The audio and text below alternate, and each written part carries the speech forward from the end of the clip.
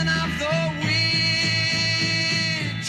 Must be the season of the witch. Alright, so this is going to be my review for The Witch. This came out last year, 2015. I actually watched this a couple weeks ago. It was still October, so I like to watch horror movies in October. And it just took a little while to get around to doing this review. But anyways, this had really good reviews. I'd heard good things from people that had seen it in the theater, and heard that it was a very interesting and, you know, kind of a new take on a horror film and kind of like the horror genre. So I was pretty interested to see what it had in store, especially because it's set in the 1630s in New England. And it's taking like a really authentic look at what those people might have been worried about with witches. And so that's the basic plot. It revolves around one family, and they're in a little settlement town in New England, and then they either get kicked out or they leave. They don't want to be a part of the town, and they pack up their wagon, move out by the woods, and try to make it on their own, farming. That's where everything takes place. So there's a husband and wife, and then there's 4 kids. The oldest daughter, his name is Thomasin. She's probably, I'd say she's the main protagonist, the main character. And then there's the oldest son is Caleb, and then there's 2 twins, Mercy and Jonas. So Thomasin, she's the oldest, so she's kind of in charge of watching all of the kids, helping out with them, helping with a lot of the chores and stuff. And there's a lot to do because they're out there pretty much by themselves. They're pretty far away from the rest of the town, and right away there's not a lot of time that goes by until some not so good stuff starts happening. Actually, and I forgot to mention, there's also a 5th child is the little baby. So there's a baby, and Thomasin's actually watching him, and she's playing like peekaboo with him. And when she looks up, he vanishes, disappears. Somebody takes him off into the woods, and it's pretty interesting.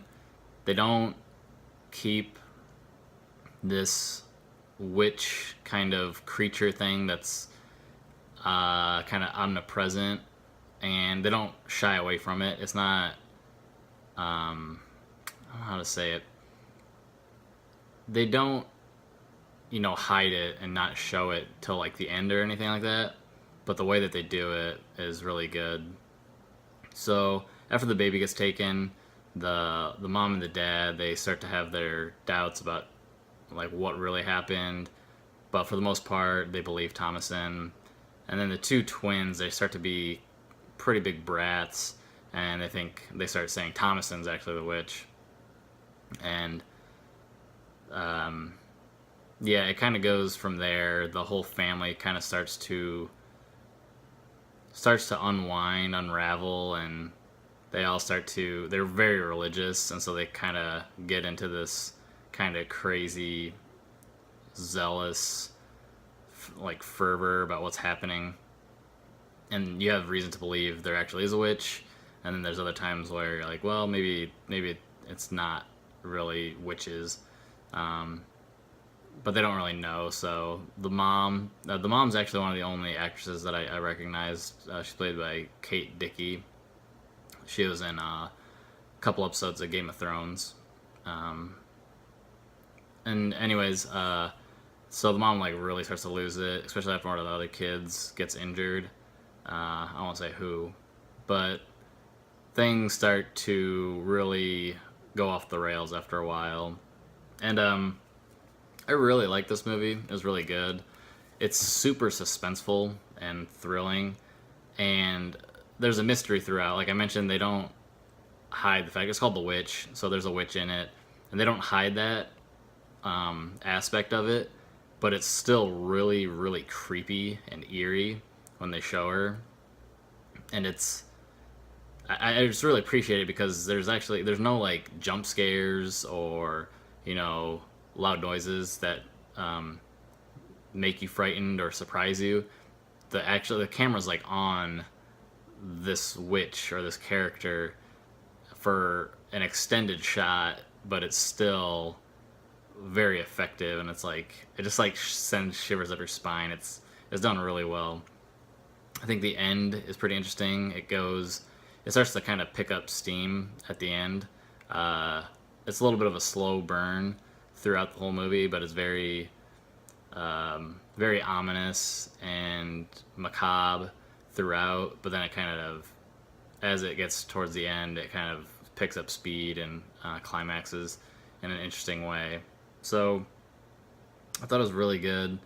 The only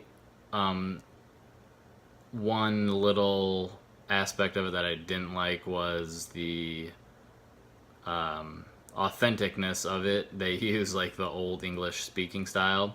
I actually had to turn on the subtitles because I couldn't really understand what they were saying. And once I turned on the subtitles, it made sense. It makes sense what they're saying, but just not being used to that dialect and the way that they speak is very different from, English now. So that's just one kind of negative aspect. I get it. It's really interesting. It looks great. The period looks super authentic, and then they're keeping to that with the language, but it just kind of makes it hard to follow. So that's the only downside, just because I hate having to. I don't enjoy having to read if I don't need to when I'm watching a movie. But anyways, yeah. So this is the first movie by writer-director Robert Eggers. A very good entry. It's his first feature-length film, I should say. He's done some short stuff, but very, very good. It looks amazing, like the cinematography, everything's shot really nicely. Thompson's played by Anya Taylor-Joy. She did a really good job. I think she's going to be maybe appearing in some more stuff when I looked at her IMDb page. Very promising to see what she does next. Lots of movies that I kind of felt connections to. I'll just kind of go through the list quickly. Kill List was a movie that I watched a couple years ago. It was really good. Had that same kind of ominous setting in the woods and a creepy kind of horror witchcraft kind of thing going on with it. That's set in like modern times, but that was a very good film with the same kind of atmosphere. I also thought of the three other movies that were kind of, if you combine them, they had very similar aspects. Like there's House of the Devil, kind of combined with Rosemary's Baby and the setting of like The Crucible. So if you've seen any of those movies or know of them, kind of thinking them all together. So like The Crucible is set in the Salem witch trial times, and then there's just the setting and the feeling and the aspects of House of the Devil and Rosemary's Baby, kind of give you an idea of what this movie has in store. So this is a bit of a rambly review, but I'm giving it a 4 out of a 5. So very high review, high rating. Definitely recommend it for horror fans. If you like witches, if that's your thing, you want to watch movies about witches. It's a very interesting take and aspect of the witch genre. It's supposed to be very authentic to the period. This is like taken. A lot of the dialogue is taken from journals and letters from the time. So very, very good. Probably be a little bit even higher rating if I didn't have to turn the subtitles on, but not the worst thing in the world to have to do that. So yeah, 4 out of 5. All right. Must be the season